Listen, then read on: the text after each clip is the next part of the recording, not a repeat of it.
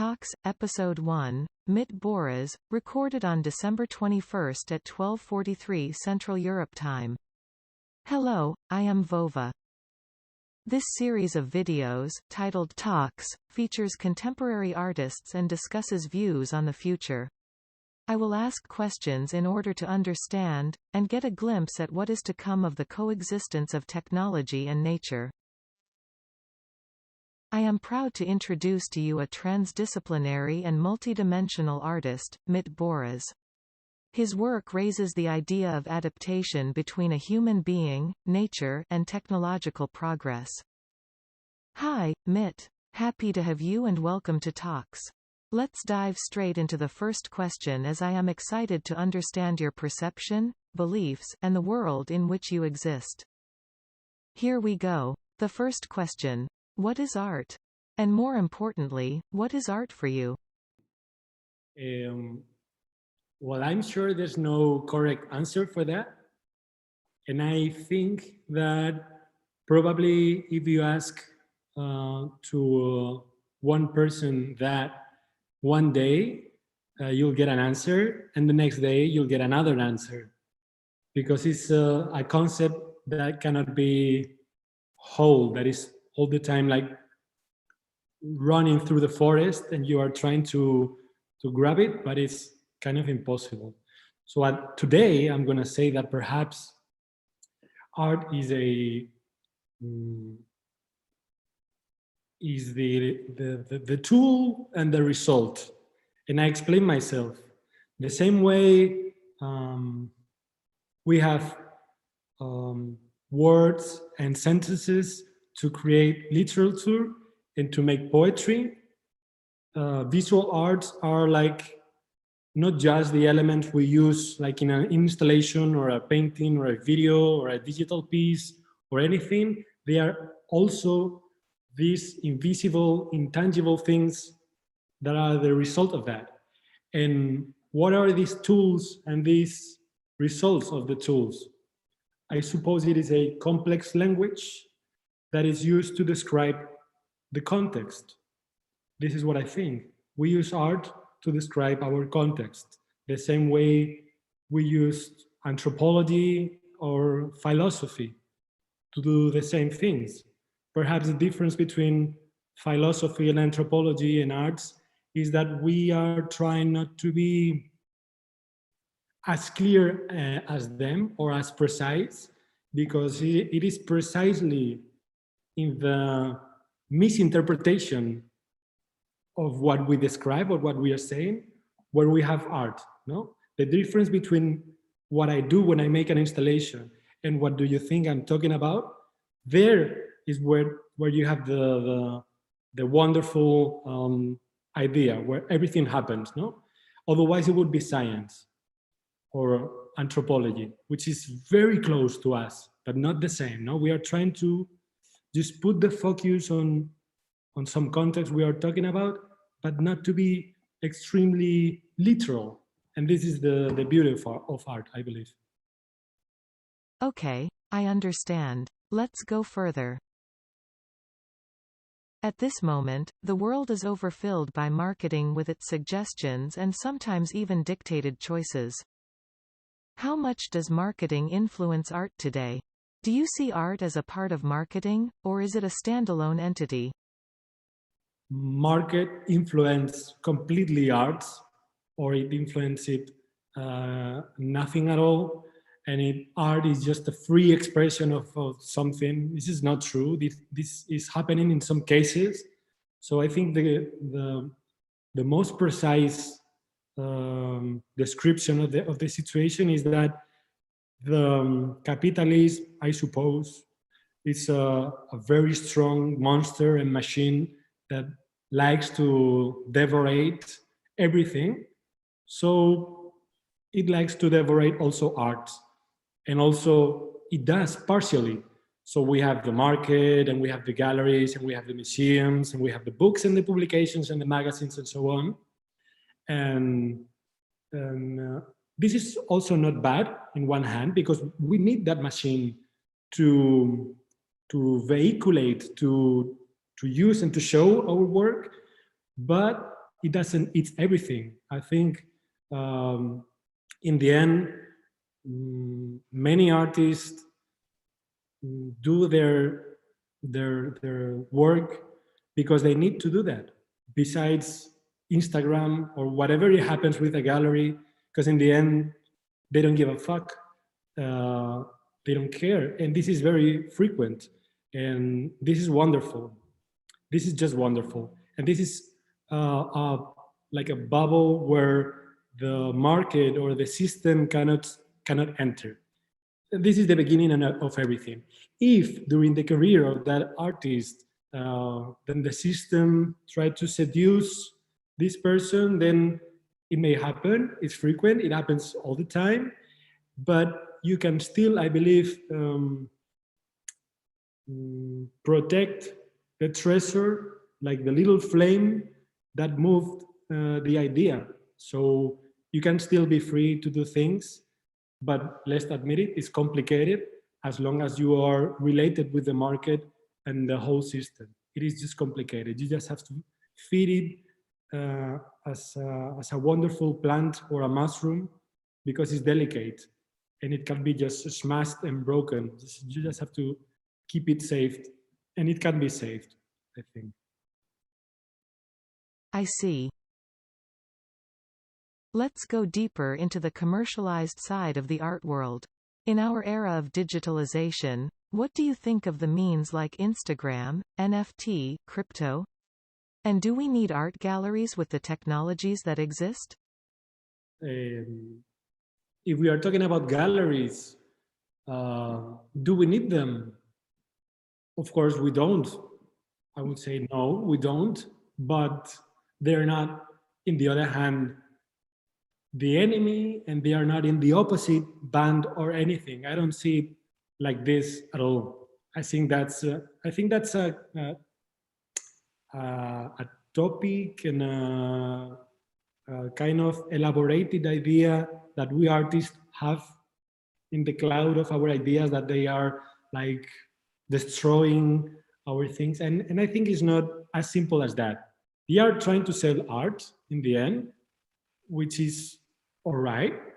The point is that if you, an artist, want to take part on that or not, if you don't, it's fantastic. And if you are, you just have to know that you can be part of that and sell art, which is fantastic to sell art. We have to make a living out of the things that we find beautiful, but you don't have to sell your, I don't know, the legitimation of your concept or the dignity of the theory you're developing. And you can do that. There are wonderful galleries and terrible galleries, the same way there are wonderful artists and horrible art and wonderful art. You just need to know if you want to be part on what elements. Now that we have Instagram, you mentioned that, no? We have all these tools and the platforms, and I think this is fantastic. We are living a revolution now, and nobody knows what's going to happen next, but now we have platforms and digital spaces and so on, and the NFTs, etc. The thing is that is just like that is the market, and that is still a surface. That is not precisely art. It is something that happens next to art. The same way with a gallery. I think Instagram is something similar. It's something that happens in a parallel line to art, and you can use it, or maybe you don't need to use it and you don't want it. It's useful if you want to find it useful, but it's not necessary. You can take just the best part of it, or just don't. Okay, cool. Moving on. Companies like Meta, known as Facebook, promote virtual reality as a necessity. Based on how fast the technology companies develop, and the direction they, together with mass media, lead the mass, will humanity end up in between two worlds, virtual and physical?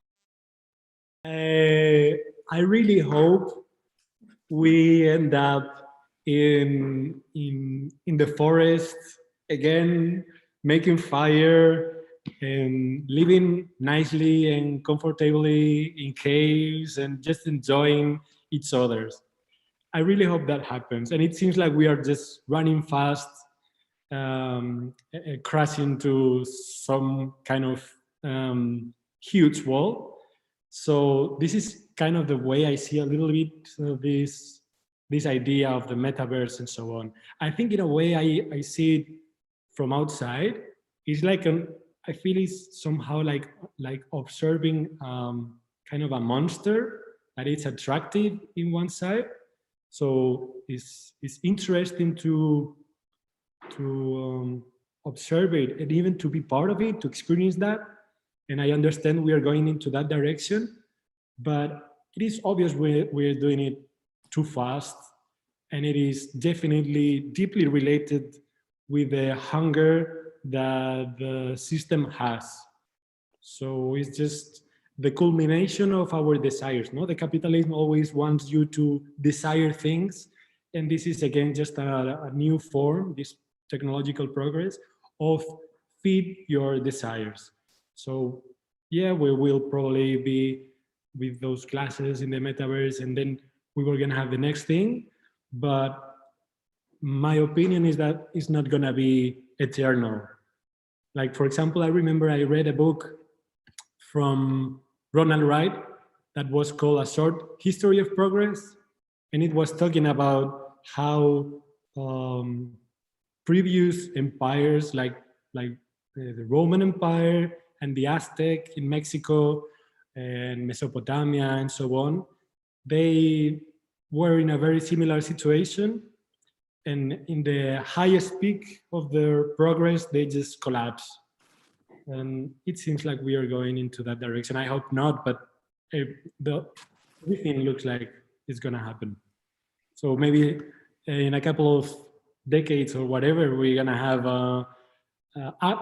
you and I, we're going to have a conversation in real, tangible, not through a camera, and it would be next to a wonderful lake, not through a phone. Sure, I would like that too.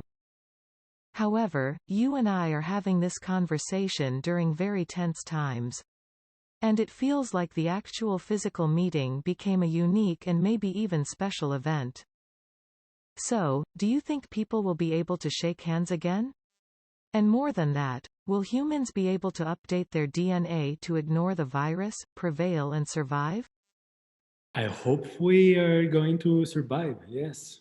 I have no idea. I'm only an artist, but as someone that is just observing the situation, I think we are going to survive.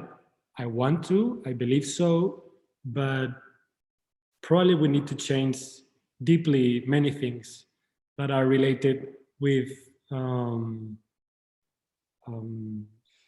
sustainability mostly. I think that's the key thing right now. So if the ones that are really taking the decisions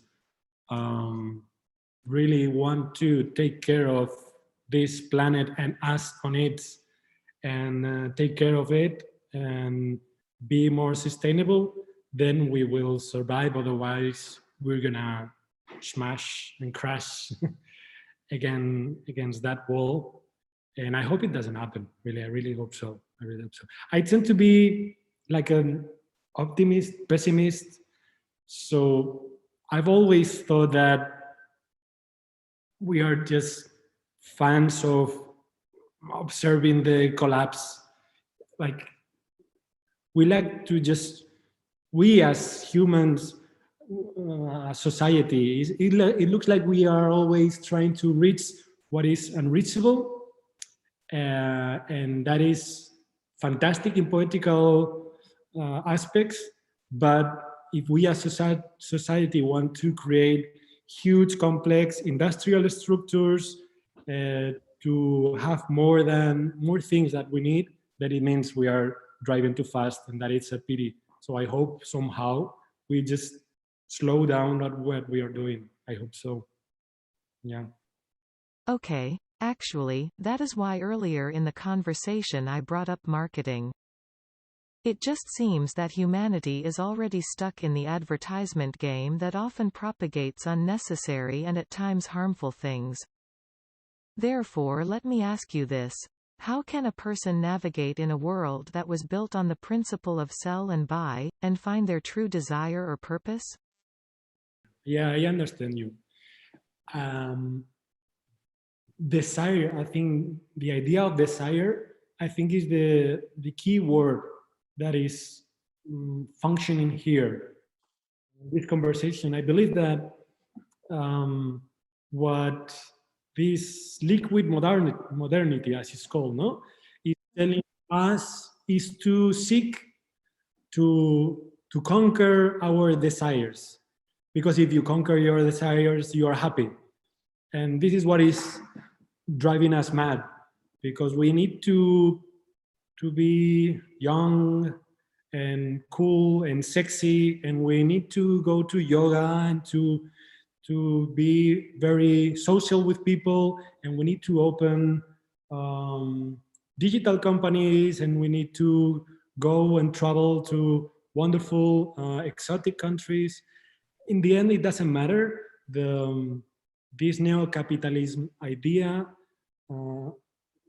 that is above all is telling you that you have to seek your desires, and this is very stressful for a human, because it's not all about seeking your desires, because otherwise you are just focused on yourself and not on the other. You don't function as a tribe, but as an only human being that is just focused on pursuing and consume experiences and things, even in the sphere of your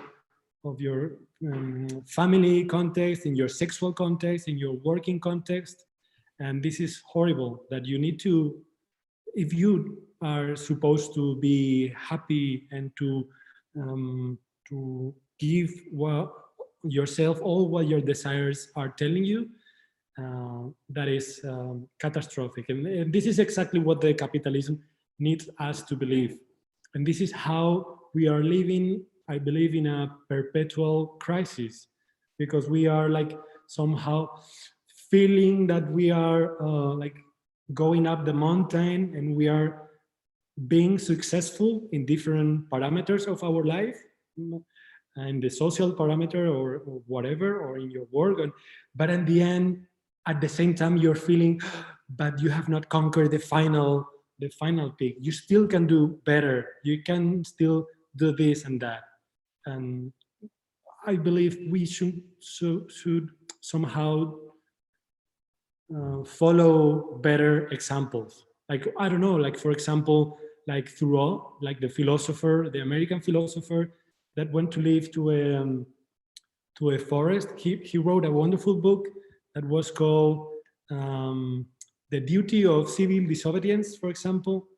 And there, and also in the experience where he lived in that forest for 2 years, I think, he slowed down everything, and he realized what was more important and what was not. And he observed nature. He also observed cities and the way we behave. And I think we should somehow follow better examples like this one, for example. Okay, now let's jump to the next question that is also important to me: the future. What do you think the future will look like, for instance, in 10 years? And what would you like to happen? I read that in the Easter Island, that beautiful island where they have these huge monoliths with the faces, you know what I mean? They, what happened there is that the islands, the people from the islands that were surrounded it, once, thousands of years ago, they found that island, and they found it was wonderful. It was super attractive. It was so beautiful, full of trees and water and animals and so on. And they went there to live, and they were so happy. So they prospered, and they had more kids, and they built churches, and they built everything, and they were so happy that they built also huge sculptures to thank the gods about that island. And that story went on and on and on. And what started to happen is that they ate the food of the island, and they cut all the trees, and they killed all the animals.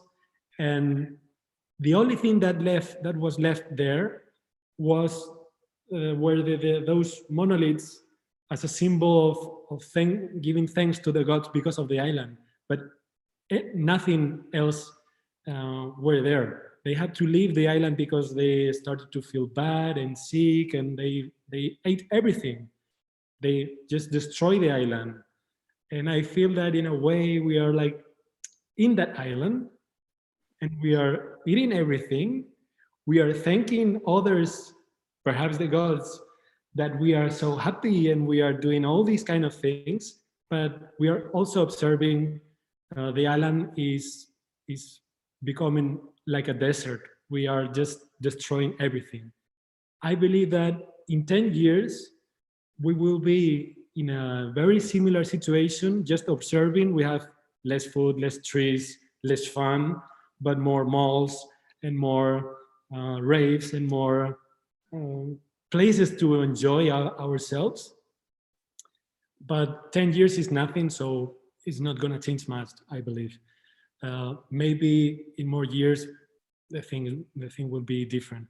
What I want to happen is that we feed the trees, and we grow the mushrooms, and we please make this island look beautiful and nice and friendly and all right again. This is what I want to happen. And what about the same question in relation to technology? Right now robotics and the computer era develop crazy fast. Do you think humans will find technologies that will help them become better? I am asking about cyborgs, the synergy of humans and tech, similar to Elon Musk's microchip for the brain. Will people with the use of technology adjust their behavior or skills to be smarter or kinder? Do you think humanity can do that? I want to believe that.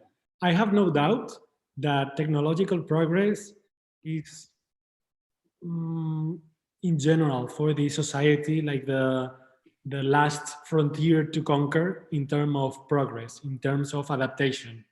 And we are just so drunk with this idea of becoming the machine. And I understand that. It makes sense.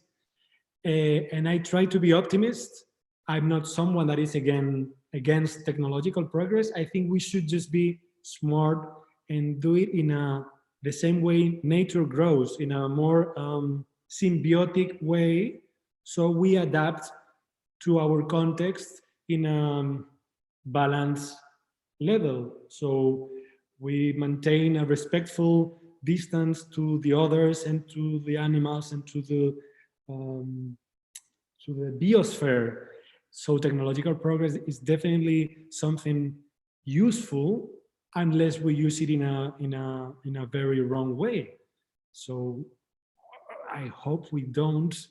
We are definitely going into that direction, no? Into the transhumanism direction. I have no doubt this is the direction right now. Yeah, we are gonna do so. In a way, we are done it. We have done it. No, we are just in the frontier of being eternal, not only in symbolic aspect, but truly in intangible aspects.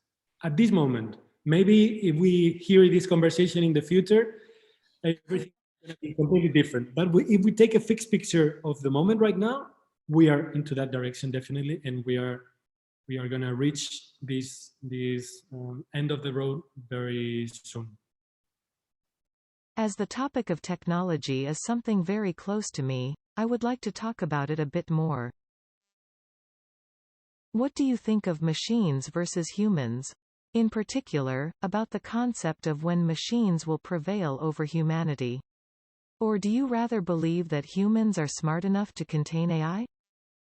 Yeah, yeah. This fantasy, no, this science fiction fantasy that now is becoming real. Yes, yeah, that's true. That's true. Nobody knows. I've always been attracted about the catastrophe.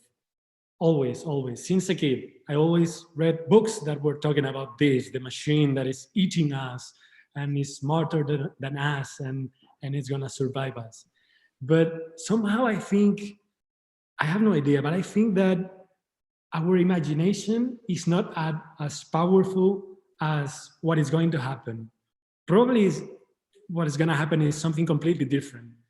I want to be positive. This is what I mean. And I want to believe that this is not what we have to fear. Because in the end, why should we fear a machine that has been done by ourselves? And I really find these topics interesting. And when I see cyborgs and how far and we are going, I don't fear that. I think that belongs more to science fiction. This idea of the machine killing the human, no, the Frankenstein monster killing the master, killing the doctor. That is a beautiful story. I think something different is going to happen, but we cannot imagine what it is. Thinking of a machine as a conscious living organism, personally, I think it is going to have its own opinion. Yes, information is power, but I believe in compassion and good. As opposed to a machine, the human mind is influenced by many factors like emotions, confusing childhood experiences, developed throughout life phobias, and etc. Therefore, I believe that machines will have much more compassion and understanding than humans. It's very interesting what you're saying. I think the machine doesn't has our traumas. We are in many ways horrible historically to each other because we have like a violent history, but they don't. Why should they? They don't have childhood's traumas or anything. What I mean is that I don't think, I'm not a religious person, and I think this is not like in a religion story where God makes the creature looking alike, no, looking like in himself. This is more like the story of Frankenstein, where I love that story. That really influenced me, and I think that what Dr. Frankenstein did there was to pursuing his desire of making a wonderful creature, but he did not, and he was horrified about this creature. But the tragedy of that is that this monster just wanted to be loved. It just wanted to be loved. This monster wanted to love also nature. So the kindness is the point. I don't think a cyborg has any reason to do any harm to us. No reason at all. The revolution is to be kind with them, with these smart things we are creating, to be kind. Since we are going that far in the future, let me ask you about space travel and its purposes. Do you believe that, at some point, humans will live on the planet Mars? I prefer we don't do it, really. I think we are able to do so, but what's the point? Just feed our curiosity? It makes no sense. I'm also very curious. I would love to know how it is to touch the ground of Mars, but I have to hold my desires. Certain desires need to be held. I mean, if we are making this harm to our planet, what is the point about going to another planet? What do you want to do there? Just destroy that as well? It makes no sense. I know that the point for these people is to find new resources and also to feed our ego of some of humans that are able to do whatever they imagine. Like being on the moon. But this is again this problem with desires. Just why don't you keep your desires to poetry and to arts and just try to be kind in the places where you are right now, currently, because life goes so fast that it's better just to be here and do well to these things. You know what I mean? We can go to Mars, but let's stay here and enjoy this one. Well, science suggests that the planet Earth will die in about 7.5 billion years from now. It will be absorbed by the Sun. So how can humanity survive? To be honest, I believe in intangible energy and think that the answer is in synergy in a higher non-physical way. What do you think of that too? Yeah, I know what you mean. I think that the solution is not another planet at all. Maybe in 3,000 years, we can go, I don't know, whatever. I have no idea. This is pure science fiction, and I love it. I just love it as a topic. But I think that the only way we can survive probably has to do with relate to each other the same way nature does. Like the best example for me is the way that trees are related with the mycelium, the fungi and the mushrooms. They collaborate to survive. So they send each other signals, for example, when an animal is going to eat them, so the others can protect them. The one tree can tell the others that is being attacked, so the others can make their fruits more disgusting for the animals. They are connected and they help each other like if they were an entire system.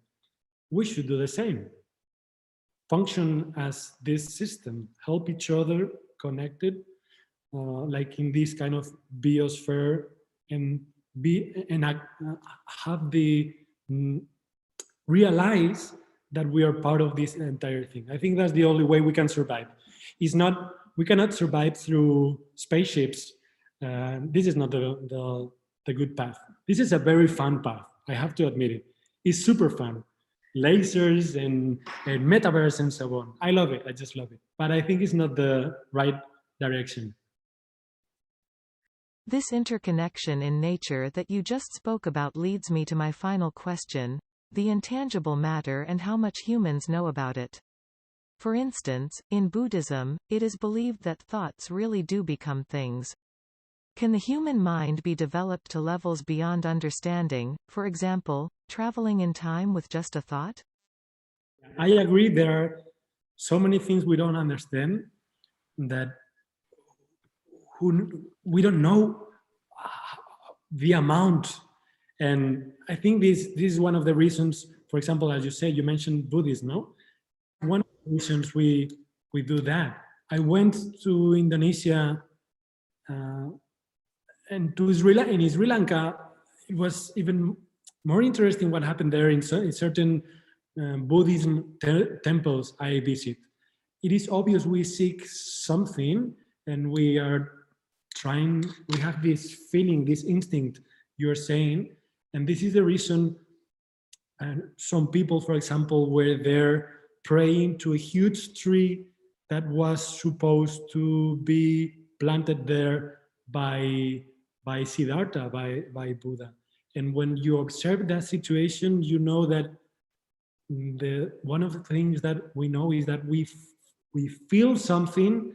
We know there's something beyond what we are seeing, but we don't know exactly what it is. So we are just curious about it, and we create this complex technology of religions and so on. And I think it makes a lot of sense. Of course, it makes sense. Yeah. Although I still have so many questions about the future, that was the last one for today. Anyway, I am happy that I had a chance to glimpse the world from your eyes. Thank you, Mit, it was a lovely talk. I wish you all the best and say goodbye for now. I'm off.